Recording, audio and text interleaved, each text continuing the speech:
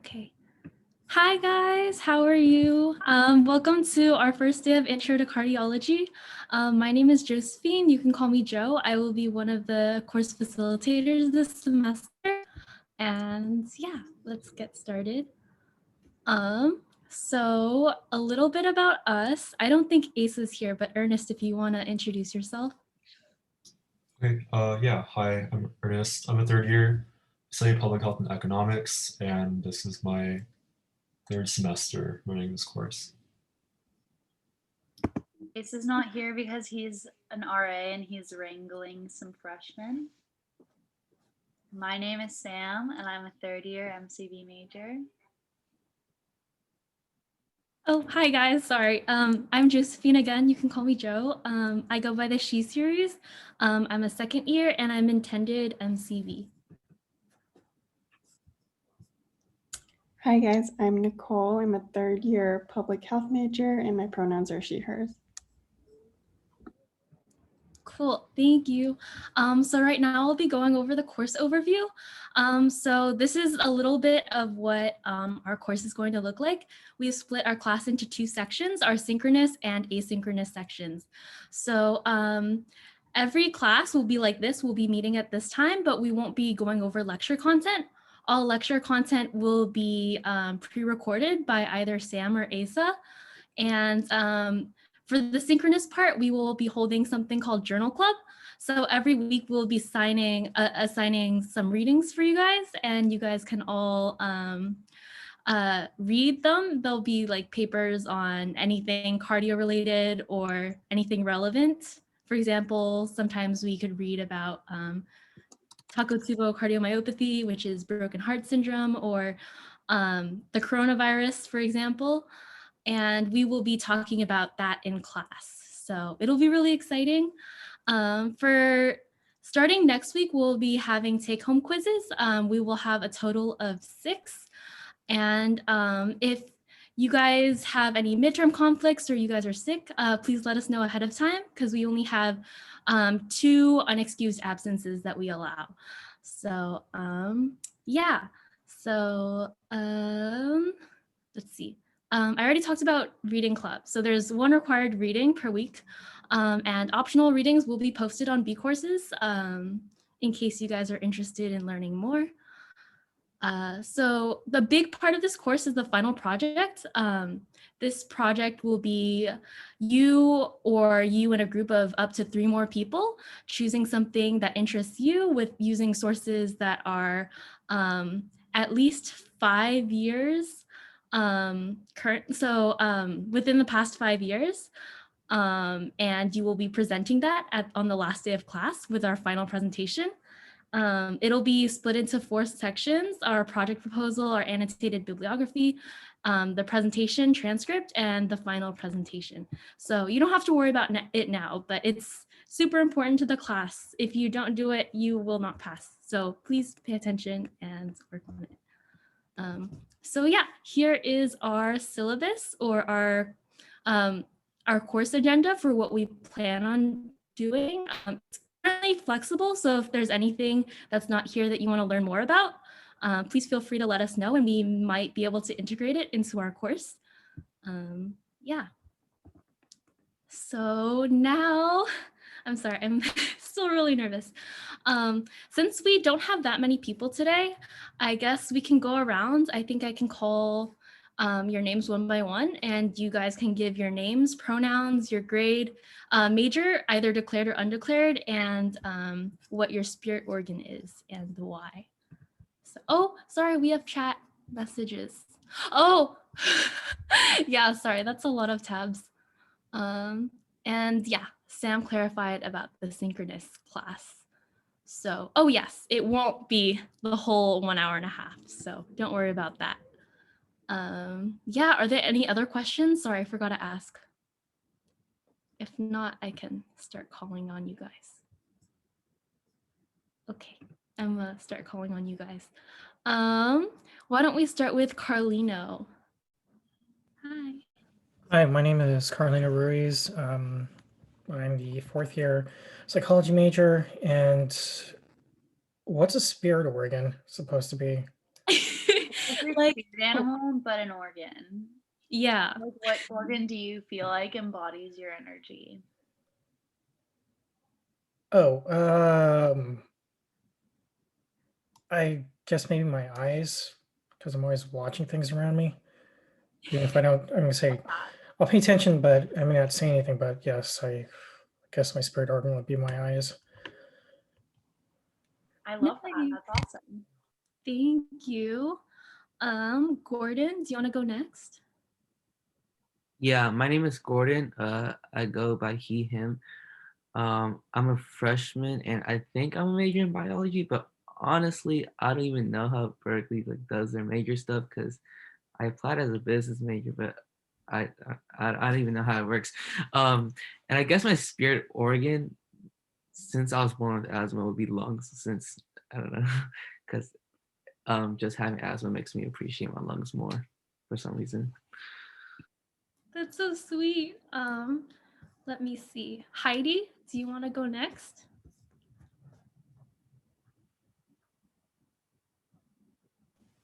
Hello, everyone. My name is Heidi. My pronouns are she and hers. I'm a third year sociology and minoring in race and law. And I don't know. I don't know my spirit organ. I guess I never thought about it. So I'll skip on this one. But it's nice meeting you guys. Nice meeting you too. And it's so nice to see that there are so many people with so many different majors coming in. Sharon, do you want to go next? Yeah. Hey guys, my name is Sharon and I'm a senior and I'm a public health major. My spirit organ is the brain because it's complex. That's so awesome. I'm sorry, I might butcher this. Yavuz? Yavuz? Yeah. My name is Yavuz or Yavuz. It's okay. My pronouns are he series, I think. I am fourth year. I'm an MCB major, and my spirit organ. I also have never thought about this. But I guess the brain makes sense. I'll go with the last one. Sorry, I haven't thought about this. So also brain. No worries. Nice meeting you all. I didn't realize all of you guys, or a lot of you guys are seniors. So nice to meet you guys. Sorry, let me check the chat. Oh, okay. Sorry, I'm like nervous. Okay, I guess we can continue on with the lesson. So now we will move on to the content portion of the lecture. Let me start off with this question of what is cardiology? You guys can just unmute if you have an answer.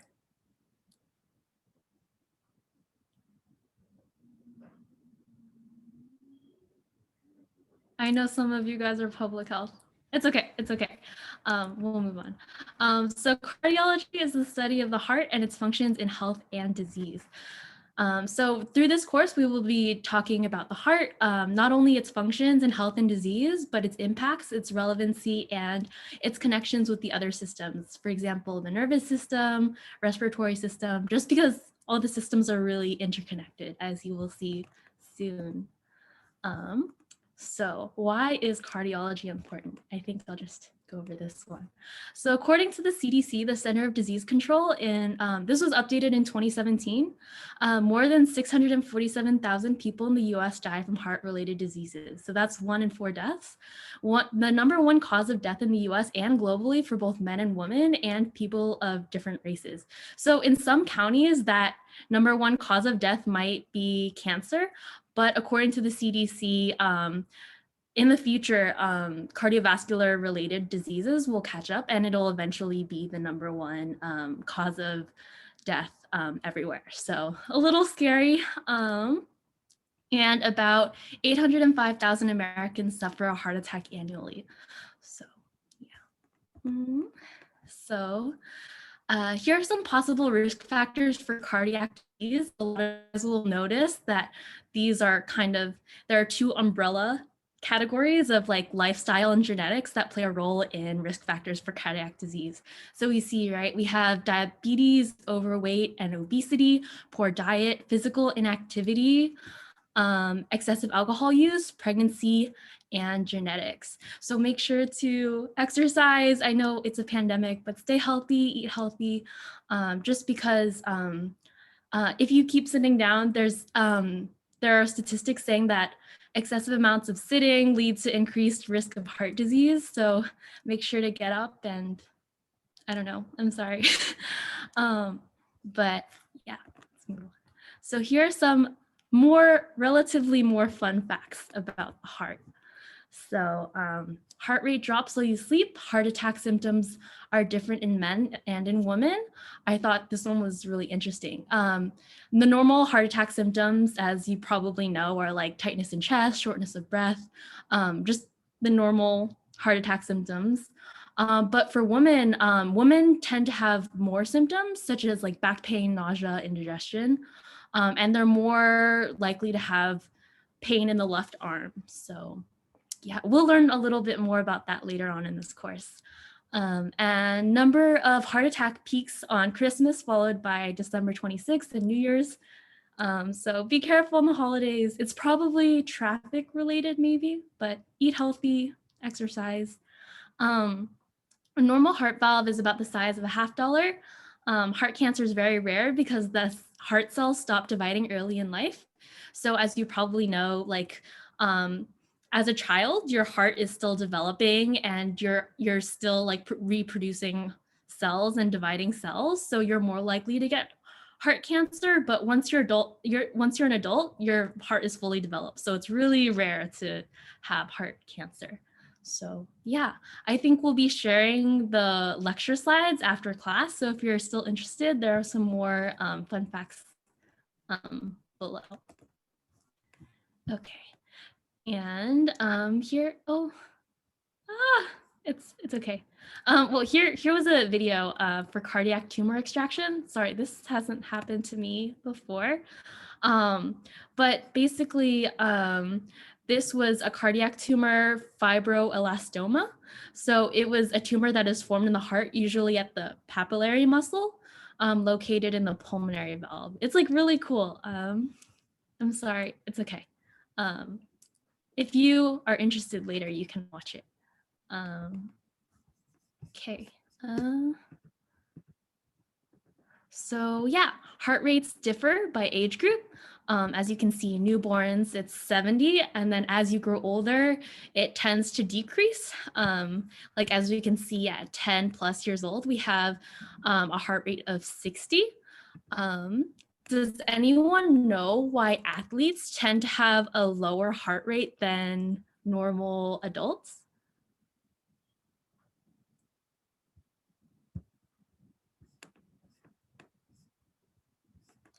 That's okay.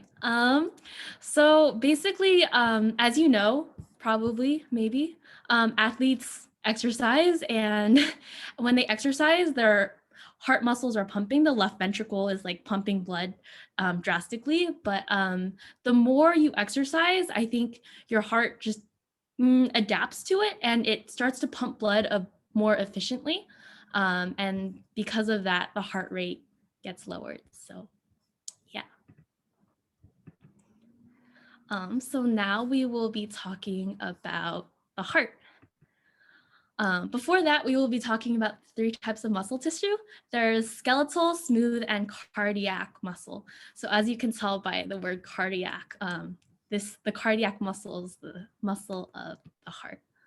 So here's information about the muscle in more detail. So skeletal and smooth, skeletal muscle is the only muscle that is voluntary. These 2 are non-voluntary. Smooth muscle is spindle-shaped, non-striated, uninucleated fibers, and it occurs in the walls of internal organs.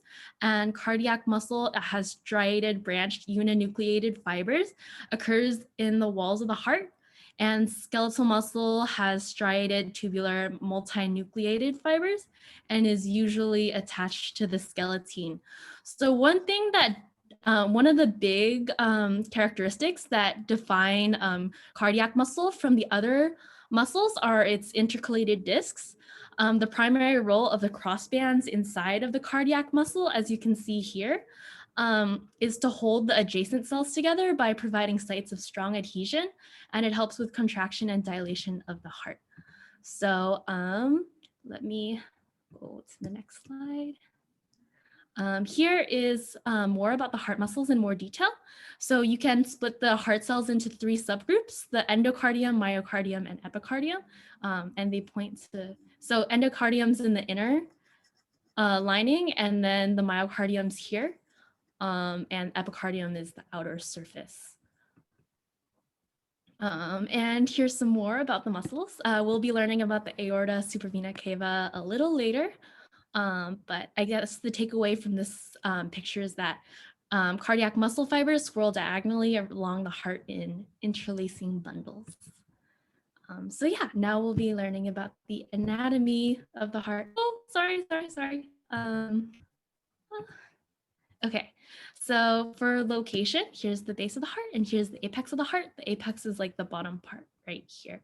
So the heart is located underneath your sternum, where your ribs connect slightly left of the center of your chest.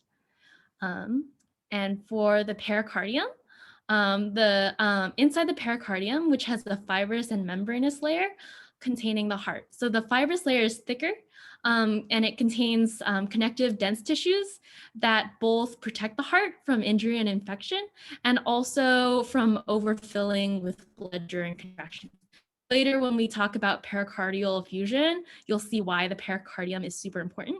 Another role of the membrane is, or the layer, is that it anchors the heart with surrounding tissue. So yeah, the inside layer is connected to the fibrous layer, so there aren't 2 separate layers. As I said earlier, it helps secure the heart, protect against infection, and contains fluid, alleviate friction. So yeah, now we'll be talking about pericardial effusion. Over here, we see 2 chest x-rays. The one on the left is the one of a normal patient, and the patient on the right is what you can see. This person has like a bottle-shaped heart almost. This person has pericardial effusion. And what that is an abnormal accumulation of fluid in the pericardial activity. Since we talked about how earlier, the pericardium prevents the heart from overfilling with blood during contractions. Due to like things like pericarditis, something wrong with the pericardium, this could lead to an abnormal accumulation of fluid, and it leads to an increase in pressure on the heart, which can negatively affect the heart's function, and that is known as cardiac tamponade. So symptoms can include shortness of breath, pressure in the chest, low blood pressure, and a distant sounding heartbeat. Some small effusions can be asymptomatic. So yeah, let me see. And now we will be going over atriums, ventricles, and valves. So atriums are the chambers on the top of the heart that collect blood from the body. They're generally smaller and have thinner walls. Ventricles are the thicker, longer chambers of the heart that work to pump the blood out of the heart. They're larger and have thicker, dense tissues needed to pump the blood throughout the body. The left ventricle is the one that, like, during like a heart attack or people with like heart problems, a lot of the times the left ventricle overworks itself, so it's a lot bigger than it normally should be. And for the valves, we have 2 valves: the right atrioventricular valve, the AV valve, and the bicuspid valve, also known as the mitral valve. So the tricuspid valve facilitates blood flow from the right atrium to the right ventricle, and the bicuspid valve facilitates blood flow from the left atrium to the left ventricle.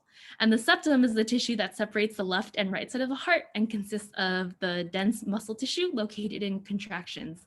So it's the, in most diagrams, it's pretty apparent. There's like a line in the middle. Yeah, so here, here's the diagram of everything. We have we have the atriums here, ventricles here, And the valves here, arteries, veins.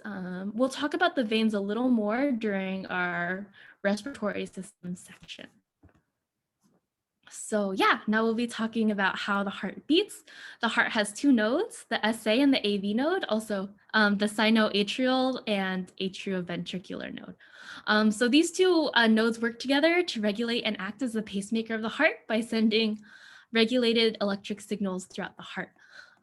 So when that doesn't work, when something goes wrong with the electrical signaling, it can lead to something called sudden cardiac arrest, SCA, which is when the heart stops kind of functioning. And people with a history of heart disease or history of cardiac attack, they wear something called a pacemaker. I'm not gonna play these videos, but you can look at them later if you want. I think one of them has a player who goes through sudden cardiac arrest, and the pacemaker kind of jumpstarts his heart again. So he wakes up and then he starts playing again. But yeah, just because you have a sudden cardiac attack once doesn't mean you're not going to have it again. In fact, it increases your mortality rate if you experience one, and it increases the likelihood of more cardiovascular damage or health problems. So take care of yourselves. So now we'll be talking about innervations of the heart. Does anyone know what it means to innervate?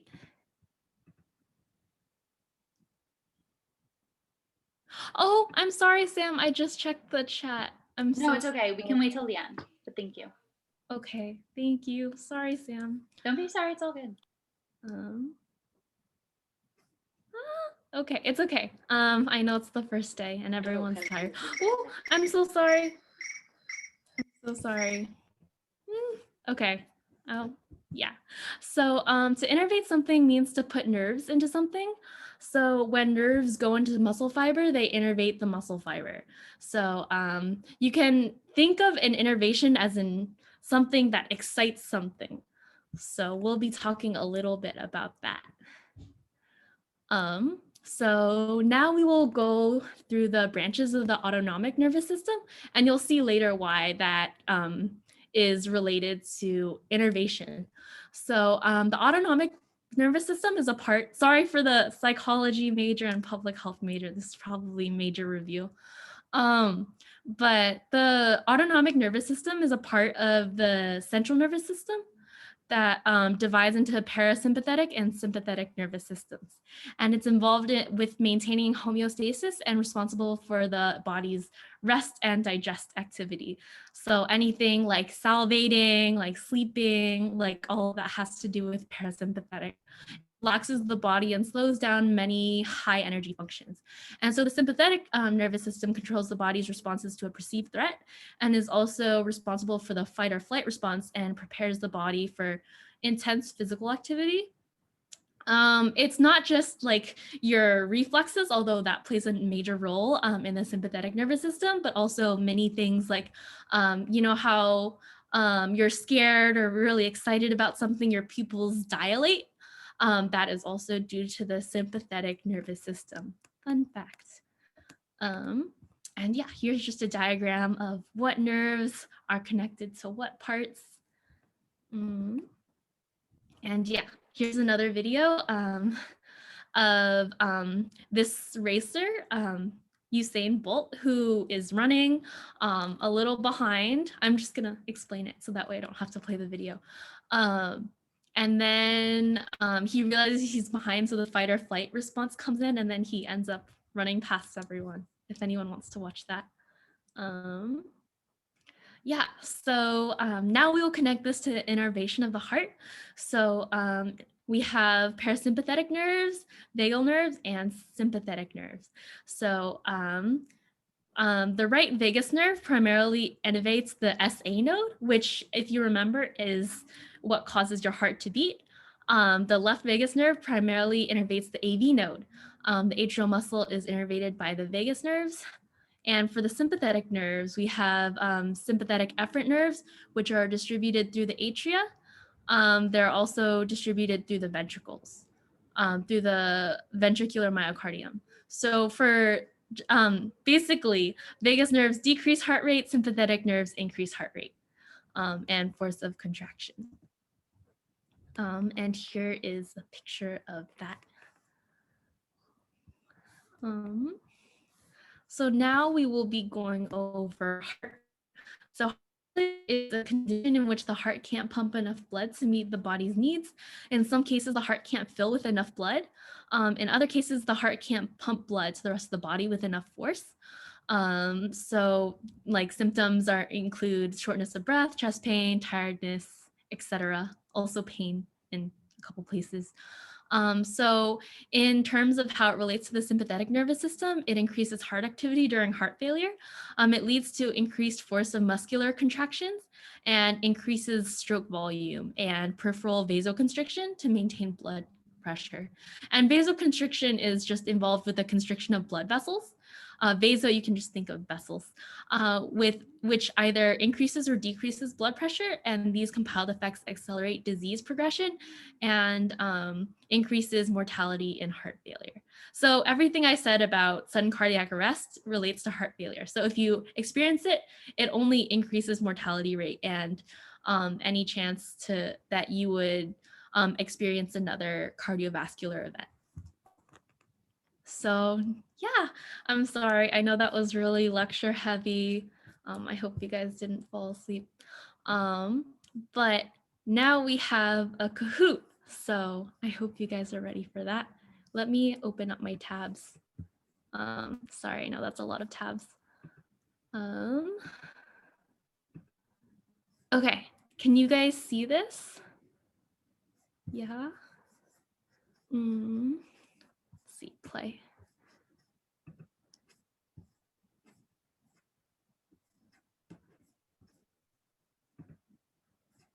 Also, if anyone has questions, you feel free to ask.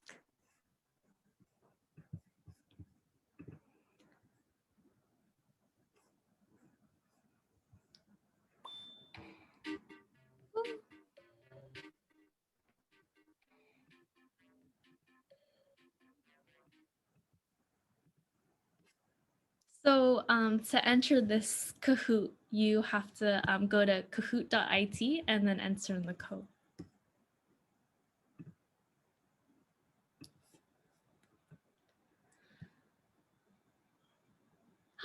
Yay! Okay, cool.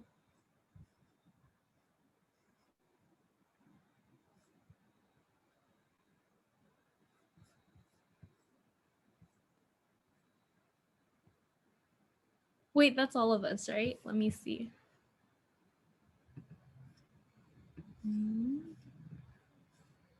I think, yeah, Yavu. Oh, wait, no, you're here. Sharon, Heidi, Gordon. Okay, cool. Sorry, just because we don't have that many people. Okay. Okay, I'm gonna start now. Are you guys ready? So what is the risk factor for cardiovascular disease? That was so quick. Good job, guys. So yeah, all of these are risk factors for cardiovascular disease.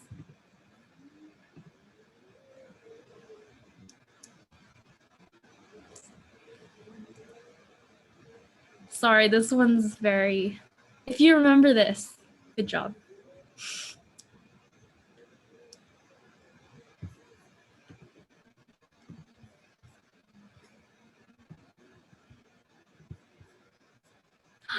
Yay, good job. For the two people who didn't get it, it's okay. That was a big number.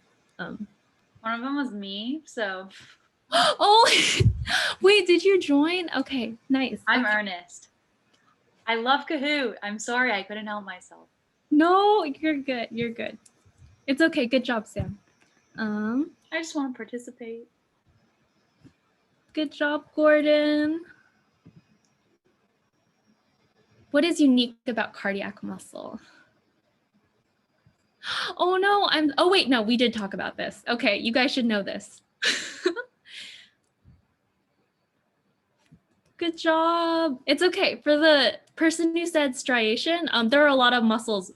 So cardiac muscles do have striation, but so like it's not unique about cardiac muscles. And actin and myosin, that was a good guess. Those are also big parts of muscles, but not necessarily unique to cardiac muscles. So good job. Sharon, good job. Good job. Next question. Oh, this is a trick question. You guys got this. Yay! It's okay. Most of you guys got it right.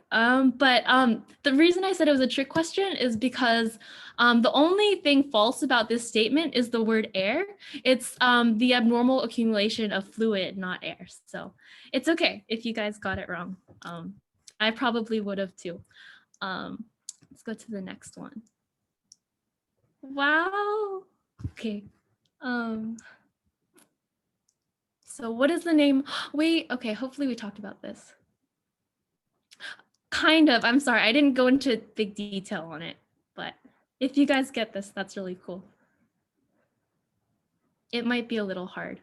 Yeah, so left ventricle, it's a little hard because all the stuff on the left is on the right and all the stuff on the right is on the left. The patient's left and the patient's right is what she Yeah. means. Thank you, Sam, thank you. But yeah, good on you guys for getting it right though. I'm proud of you guys. Cool. Wait, congrats on your answer streak. What is the name of this part?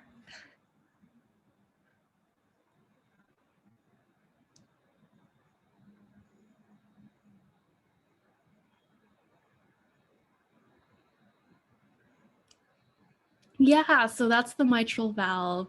A lot of you guys thought it was the tricuspid valve. It's okay. There, it's hard. Just remember like top bottom. Like that's how I remember it. So good job. Yeah, Vuz. I'm so sorry. Good job. What is the name of this part of the heart? Oh, I'm sorry. Can I tell? I don't know. Wait, okay. Maybe you guys know. It's like the one part that we didn't talk about. Good job, guys. Ernest, I meant Sam. You're doing great.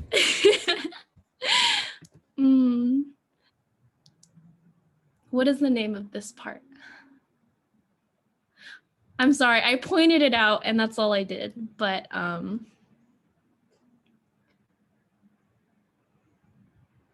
yeah, so there's a superior vena cava. It's the one on the top, and then there's also the inferior vena cava, which looks the same, but it's smaller and it's facing down. Sorry, I didn't talk about those. Yeah. Good job, Sam. You have everyone. Good job. What is the name of this part? We did talk about this one. Vaguely.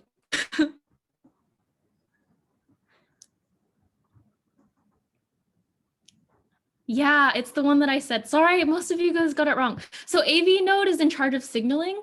And the right ventricle, the ventricles are on the bottom.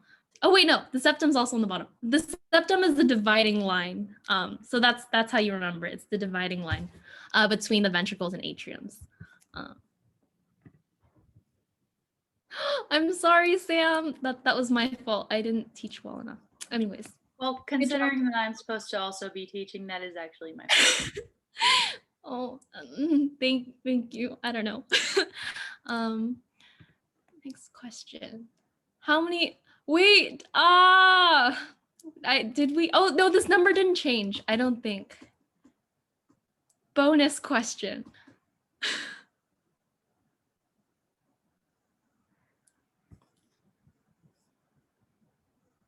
Wait, a lot of you guys got that right. Wait, there are 5 of us, right? Yeah. Yes. Yeah. You go to the meetings. I know. I'm sorry. I'm like really nervous right now. I don't know why. Okay. Next question, maybe? Okay, 2 more questions. Good job, guys. Which nervous system increases heart rate? This one's kind of counterintuitive. Wait, good job, guys. I thought it was counterintuitive, but good job. Yeah. So sympathetic is fight or flight, and then parasympathetic is rest and digest. Oh, Sam, Sam. It's okay. It's okay. Good job. Good job. No, I put it and I was like, oh, No, it's okay. You're good. Okay, next question. True or false? Cardiac cancer is one of the common diseases. Remember how the heart develops. Oh, it's okay. I can explain this one too. Good job, guys. But the reason that heart cancer isn't a normal illness is just because cancer happens when cells don't die when they should. Good job, Yavuz, and Sharon and Carlino and Ernest and Gordon. Good job, guys. I meant Sam and Gordon. Sorry. But yeah. So the reason why heart cancer isn't normal is because cancer is when cells don't die when they should, or there are too many of them that are being divided at the same time. So you have like way too many cells that are not dying and reproducing. So you start accumulating too many cells. And the reason why heart cancer isn't common is because the heart stops developing. The heart stops developing at a certain point. So you divide cells less often, and so the probability of getting heart cancer is really low. So sorry, that was a bad explanation, but yeah. Good job, guys. I'm gonna go back to the other tab. There was one more thing. I think we have announcements. Okay, yeah. So nice class today. I hope that was an okay class.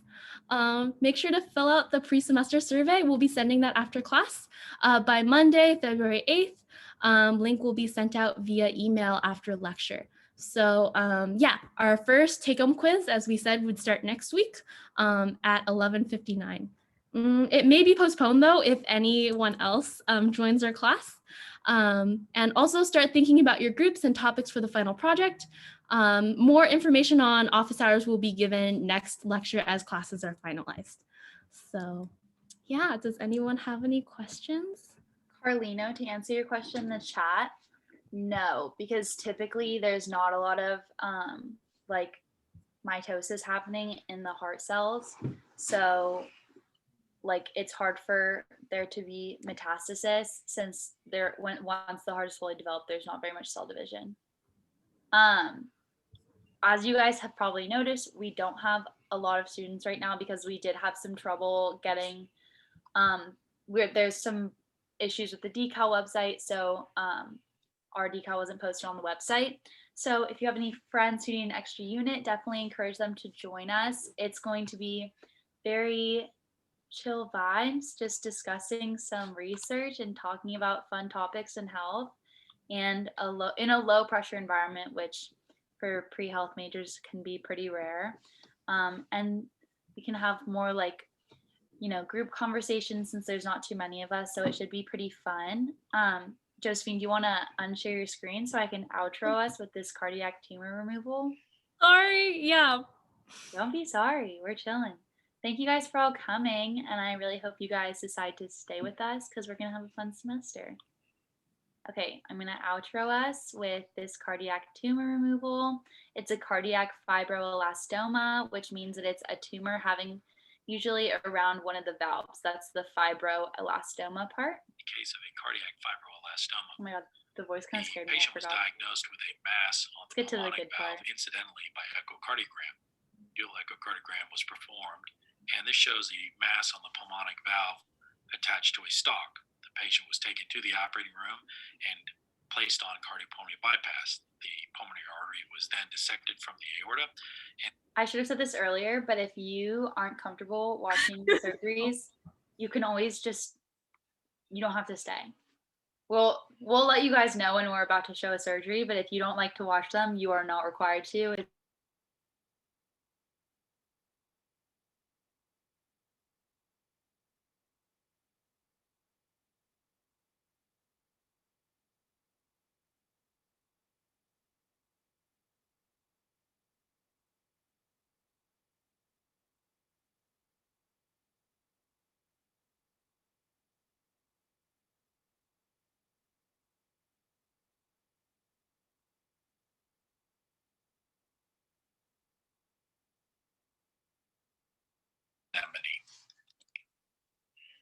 The pulmonic valve is then inspected, and there's a small defect on the undersurface of the leaflet of the valve. This defect is then closed with a 5-0 Ethibond suture. The suture is then tied, and once the suture is tied, it is cut. The leaflet is then tested under saline to make sure it is competent. The pulmonary artery is then closed with a running layer of 5-0 Prolene suture. This ends the case.